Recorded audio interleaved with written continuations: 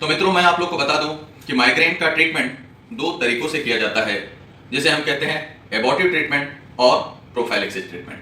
अब आप लोग ये जरूर सोच रहे होंगे कि एबॉर्टिव ट्रीटमेंट किन में किया जाता है, प्रोफाइलैक्सिस ट्रीटमेंट किन में किया जाता है। तो मित्रों, मैं आपको बता दूं कि इन दोनों ट्रीटमेंट का अपना क्राइटेरिया होता है। हम किस पेशेंट में कौन सा ट्रीटमेंट करें या किसी पेशेंट में दोनों ट्रीटमेंट करें, ये पेशेंट के हिस्ट्री पर डिपेंड करता है, पेशेंट के हेडेक के फ्रीक्वेंसी पर डिपेंड करता है। जैसे अगर कोई माइग्रेन का पेशेंट हमारे पास आता है जिसको माइग्रेन का एपिसोड आ रहा हो, दर्द आ रहा हो, तो निश्चित तौर पर हमें एबॉर्टिव ट्रीटमेंट मतलब आप समझ गए होंगे कि उस दर्द को खत्म करने का ट्रीटमेंट देना पड़ता है। अब एबॉर्टिव ट्रीटमेंट में हम क्या करते हैं? देखिए, एबॉर्टिव ट्रीटमेंट का पर्पस ये होता है कि जो माइग्रेन के पेशेंट को दर्द आ रहा है उसको समाप्त किया जाए। दवाओं का प्रयोग करते हैं जैसे आइबुप्रोफेन, पैरासीटामोल, नेट्रोक्सेन, और कई पेशेंट में हम लोग एंटीएमेटिक का भी प्रयोग करते हैं, क्योंकि माइग्रेन के पेशेंट में जो दर्द आता है वो अधिकांशतः उल्टी या मितली को लेते हुए आता है। कई ऐसे पेशेंट होते हैं जिनमें ओरल ट्रीटमेंट काम नहीं करता। माइग्रेन का दर्द अन्य किसी सर दर्द से जुदा इसलिए होता है, अलग इसलिए होता है क्योंकि उसकी तीव्रता बहुत अधिक होती है। वह एक माइल्ड पेन नहीं होता, वह बहुत तीव्रतर दर्द होता है। व्यक्ति अपने सामान्य दिनचर्या को कर पाने में असमर्थ होता है। तो हम ऐसे बहुत सारे मरीज देखते हैं जिनको ओरल ट्रीटमेंट देने पर, जिनको टैबलेट्स या कैप्सूल देने पर उनका दर्द समाप्त नहीं होता। तो ऐसे मरीजों पर हमें इंजेक्टेबल्स का प्रयोग करना पड़ता है। अब प्रोफाइलैक्सिस ट्रीटमेंट की क्यों जरूरत है, यह आपके मन में आ रहा होगा।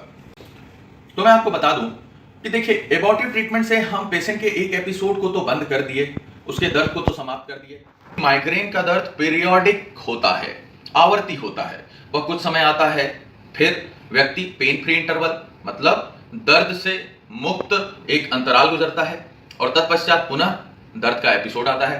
तो हमने एक दर्द के एपिसोड को तो रोक लिया, लेकिन आगे आने वाले दर्द के एपिसोड को हम कैसे रोके या कैसे उसे प्रिवेंट करें, इसके लिए कई मरीजों में हमें प्रोफाइलैक्टिक ट्रीटमेंट चालू करना पड़ता है।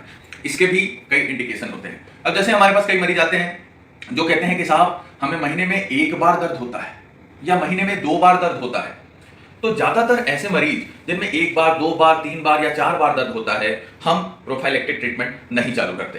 तो इससे आप समझ सकते हैं कि प्रोफाइलैक्टिक ट्रीटमेंट का जो इंडिकेशन है वो यह है कि माइग्रेन से पीड़ित व्यक्ति को महीने में 5 या उससे अधिक एपिसोड माइग्रेन हेडेक के आ रहे हों।